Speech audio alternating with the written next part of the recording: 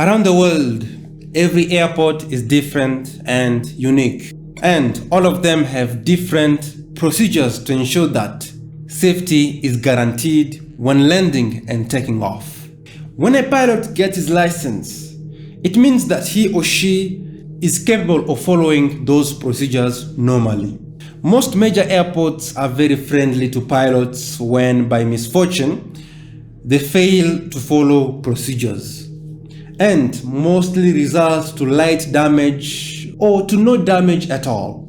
But there are those airports where any slight deviation from procedure results in catastrophic consequences due to their geographic location, just like TACA Airlines Flight 390.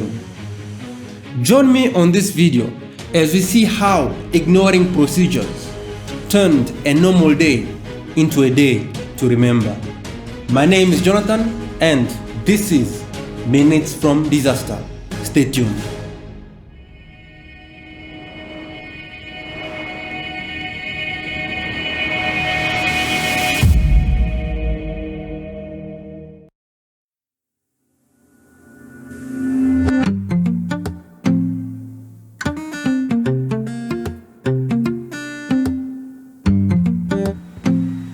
May the 20th, 2008, at 9:20 local time in Central America, TACA Airlines Flight 390 is about to land at its first stopover on its flight from San Salvador in the country of El Salvador to Miami, Florida in the USA. This flight has two stopovers, Tegucigalpa and San Pedro Sula, both in the country of Honduras. The plane doing this flight is an Airbus A320-200. It is 8 years old. It has been serving TACA Airlines since the day it was made. On board the Airbus are 118 passengers and 6 crew members, consisting of mostly Hondurans. Toncontin approached Taxa 390 at 9,000 feet. At the right seat and the co-pilot of this flight is First Officer Juan Rodolfo Artero Aravelo. He is 26 years old and has a total of 1,607 flying hours. He is the pilot monitoring today. 5T700 set, idle thrust, open descend, check. Flaps 1. Speed check flaps 1. At the left seat and the commander of the flight is Captain Cesar Eduardo D'Antonio Mane. He is 40 years old and has a total of 11,899 flying hours. He is the pilot flying today. The first stopover of the flight takes the jet to a well-reputed airport known for its hard approach. This airport is called Toncontin International Airport. Due to its geographic location, to land at its runway 02, planes have to approach the runway at an almost 90 degrees angle and then make a sharp left turn to align themselves onto the direction of the runway. Sometimes, if winds are favorable, planes land on runway 20, the opposite side. But it also poses a threat because at the end of runway 20, there is a steep terrain making any go-around dangerous.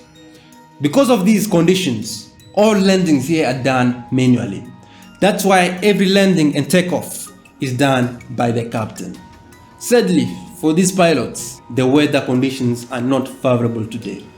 With low visibility, light rain, low clouds, and with winds coming from the south of the airport at around 6 knots, landing won't be easy with these conditions.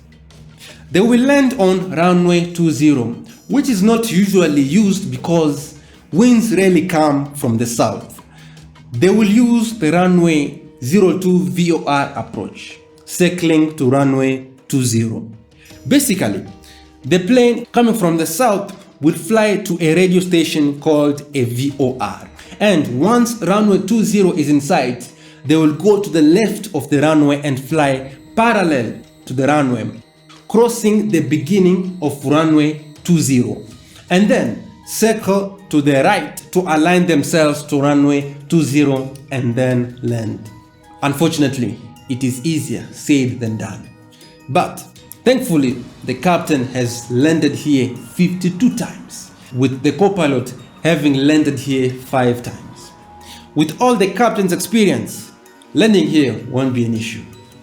At 9:24 local time, TACA Airlines Flight 390 is about to reach the Toncontin VOR at 5,700 feet.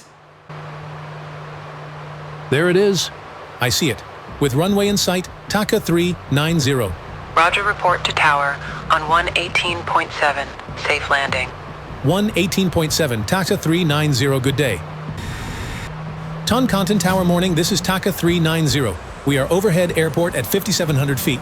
Morning, TACA 390, continue with approach for runway 20. Winds at 200 degrees, 6 knots, report final. Report final for 20 TACA 390. At this stage, the pilots must have the runway in sight at all times. Do you see anything? Otherwise, we are going to go around. No, right now I don't. There it is. Yes, but now I can't do it when it's like this. So, We are aborting the landing. Ask if we can go to 8,000 feet. Tower TACA 390. We are going around. Can we go to 8,000 feet? Roger, cleared to 8,000 feet. TACA 390, contact control on 119.1. 119.11, TACA 390. Control TACA 390, climbing to 8,000. Roger, left turn, direct to VOR 390. Direct to VOR TACA 390. At 9:27 local time, TACA Airlines Flight 390 aborts its landing and flies back to the VOR, climbing to 8,000 feet due to low clouds at the northeast of the airport. Landing has become a bit tricky now. Now the only option they have is to go to their second stopover or to try again and see if luck will help out. I couldn't land. The visibility was just too low. Yeah, it was very low. We could not land on runway 02 because of tailwind. That's why we opted to land on runway 20, but now with the way it is, it's impossible. Yeah, the clouds are low. Okay, how about we try runway 02? Tell operations that we went around and ask if we can try 02. Operations TACA 390. TACA 390, go ahead. We just did a go-around due to low clouds for runway 20. Can we land on runway 02 if possible? Winds at 5 knots. You can report to tower. Okay, thank you, TACA 390. The operations personnel is basically a person on the ground monitoring the flight and is there to assist the pilots if they need it. So, we are doing it? Yeah, I already told you that we are doing it. Active the approach in the box, please. Yes, Captain. It's activated.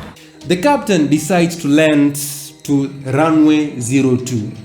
They will land with a tailwind, but at least the visibility will be high because the visibility at the west side of the airport is manageable. This runway 02 VOR approach is almost the same as the first one, but the difference is that when the plane reaches the VOR at 5,700 feet, it will turn a bit to the left and continue in that direction for a bit, and then when around 5 nautical miles away from the VOR, the plane will turn to the left and fly parallel to the runway in the opposite direction of runway 02 and start descending to the runway when it reaches the beginning of runway 02. From here, it will fly perpendicular to the runway, and when it gets close, it will align itself to the runway and land. But, like I said, it is easier said than done. All right, briefing. We are doing the DMEVOR02 approach. We are going to go to the VOR, and then on a redial of 008, then 3 to 5 miles, we begin the procedure, turns to the left, okay? Roger, Captain. Ladies and gentlemen, good morning. This is your captain speaking.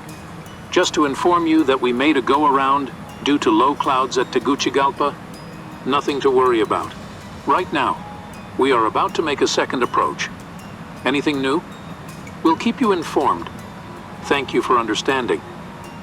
This will be the last try that they will get to land here if they do another aborted landing. Okay. One more time approach. Checklist, please. Approach checklist, briefing. If they go around, they will have no choice but to go to their second stopover and figure out something for the passengers that were supposed to land at Tegucigalpa. Approach checklist complete. Thank you. Ask approach if we are authorized to do 02. Approach TACA 390, request runway 02 approach. Cleared for 02 approach. Report beginning approach. Report beginning, approach TACA 390. The visibility to the west is better than the east, so it should be better. Yeah.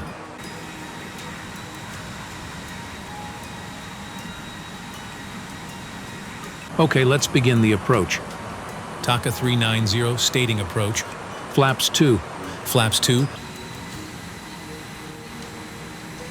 Roger. Report lights in sight. Wilco TACA 390.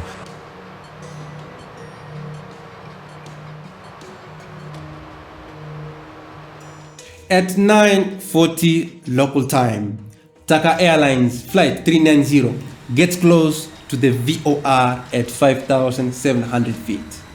As they get close to the airport, pressure starts to build up. I see it there. Where? Oh, I see it. Runway in sight. Tell him that we have runway in sight. And that we continue with the approach. Roger. TACA 390, runway in sight, continuing approach. Roger, contact tower on 118.7, safe landing. 118.7, thank you. Tower, TACA 390 with you. Runway in sight, circle to land, runway 02. TACA 390, are you sure with runway 02? Because winds now at 200 degrees at 10 knots. Well, Captain? Yes, we continue because runway 20 is impossible right now, due to clouds. Tower affirmative for runway 02, due to low clouds at runway 20. All right, TACA 390, on request cleared for the approach, report on base leg, winds at 200 degrees at 10 knots. Report base TACA 390. These clouds are very low. Autopilot off, flight director off. Check. The tower controller is a bit concerned because no one likes to land in a tailwind. A tailwind is a wind that blows from the back of the plane. It is bad because it adds to the ground speed of the plane, making the plane go faster than normal. A headwind is the contrary of a tailwind. Captain. Gear? Yeah, gear down. Gear down.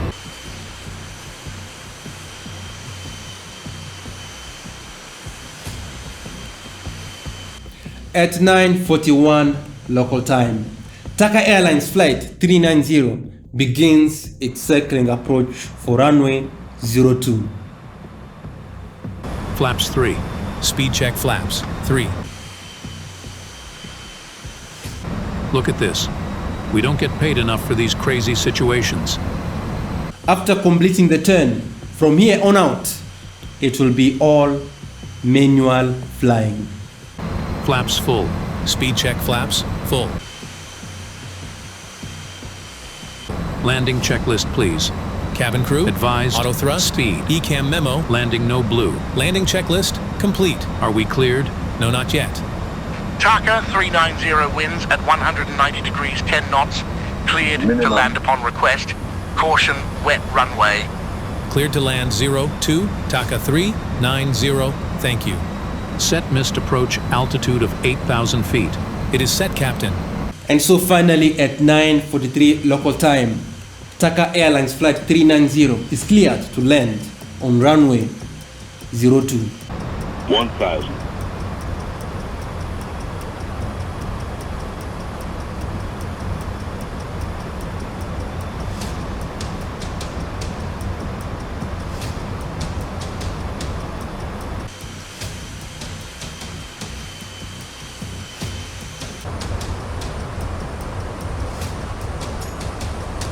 Has the checklist been done? Yes, Captain. From here, the captain is now committed to landing. 500. We are cleared, right? Affirmative, Captain. Correcting. Check. 400.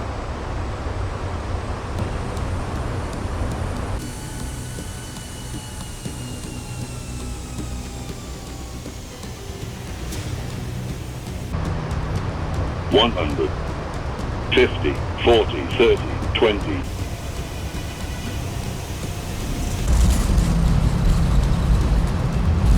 Spoilers. Reverse green. Decel. Manual braking. Not good, not good.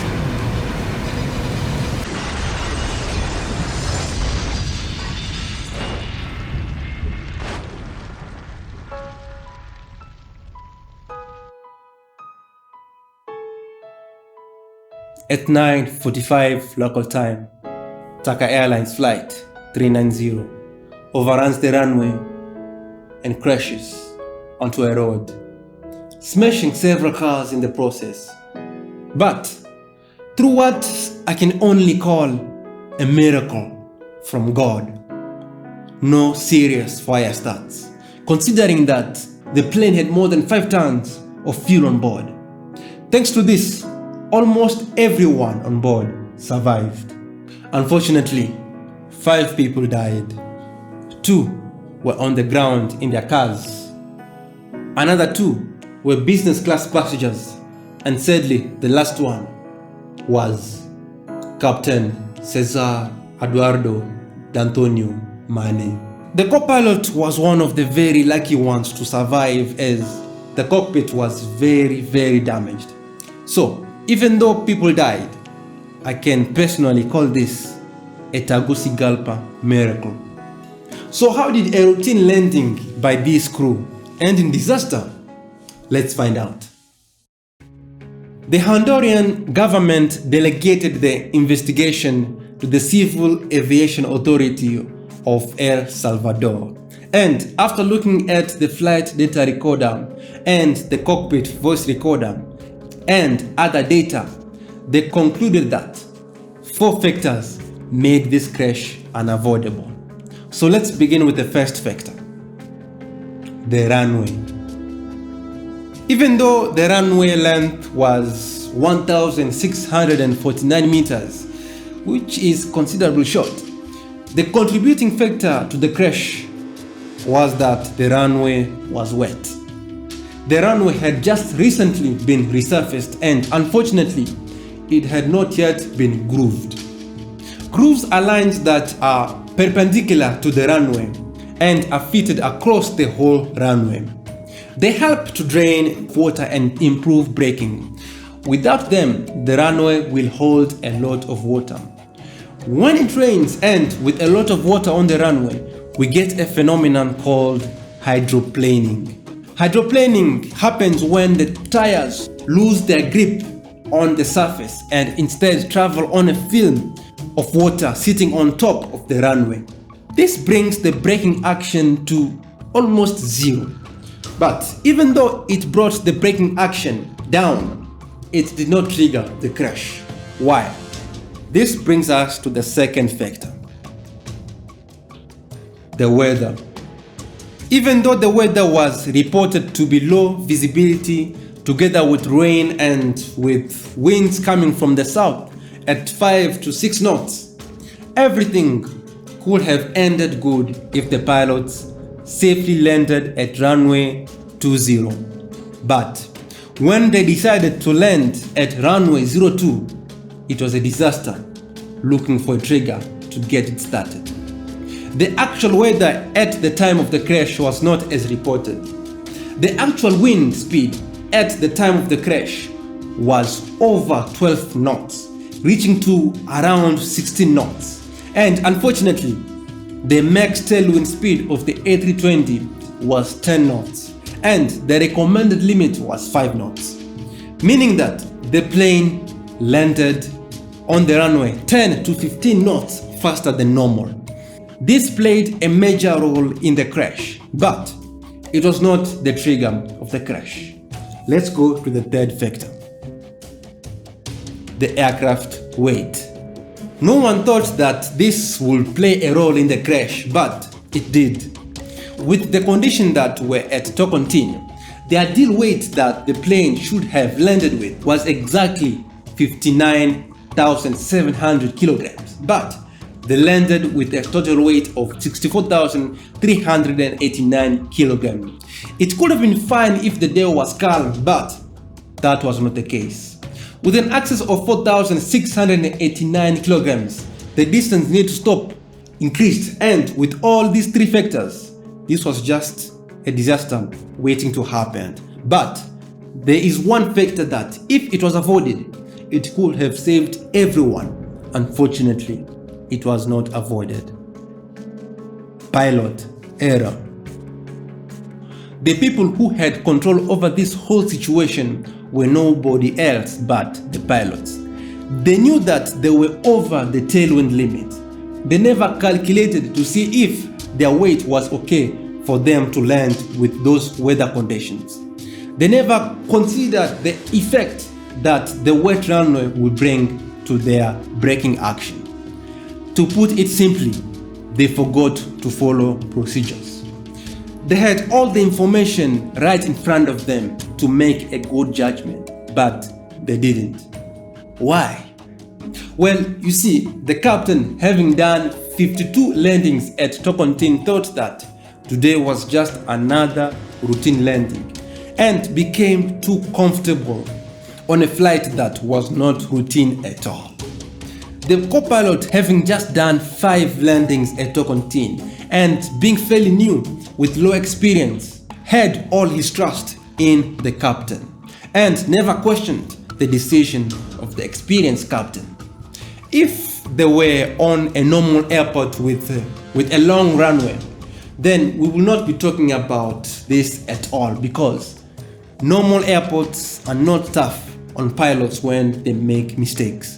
But on a high-risk airport like Toncontin, any slight deviation from procedures results in harsh consequences, just like TACA Airlines Flight 390. So now, with everything that we've learned, let us go minute to minute as we see the chains of events. At 9:24 local time, 21 minutes from disaster, the plane reaches the VOR to attempt its first approach into Toncontin International Airport. Due to winds, the pilots have no choice but to land on runway 20. But due to low clouds, at 9:27 local time, 18 minutes from disaster, they abort the landing. As they climb out, they decide to land at runway 02, which has a tailwind of more than 5 knots at that time.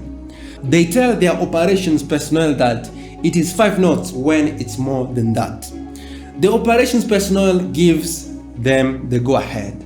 And so, at 9:41 local time, 4 minutes from disaster, they begin the approach into runway 02 with a tailwind of more than 10 knots. With the runway wet, without calculating their current weight to see if it allows them to land with the current weather conditions, which it does not, at 9:45 local time, moments from disaster, the plane touches down with an indicated speed between 135 to 140 knots, but because of the tailwind, the actual speed is more than 160 knots.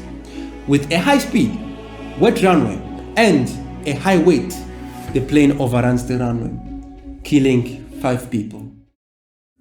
All air crashes are never caused by one thing.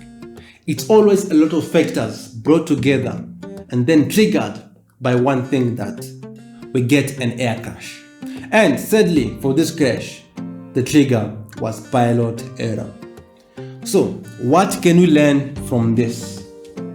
Follow procedures. I know it's a bit easy for me to say that, but procedures are there to ensure that safety remains. And yes, there may be places where procedures don't matter a lot, but not all places are the same. After the crash, all international flights were banned from Toncontin for about 1 month and 9 days, and then reopened again. Time went on as the airport remained to be feared until on November the 15th of 2021, a new airport called Kamayagwa International Airport was opened, and Toncontin International Airport officially became a domestic airport, bringing a sigh of relief to international pilots. After the crash, no major accident apart from one small private jet one has happened till today. May the lost souls rest in peace. So, what do you think of this crash? Do you think it's truly the pilots to be blamed? Tell me in the comment section. I would love to hear from you. Anyways, thanks for watching this video. If you like it, then please don't forget to subscribe, comment, and to like the video. And if you want to support me in the Minutes from Disaster project, since I'm a one-man team here, then please consider buying me some coffees. Thanks for watching. Have a great day.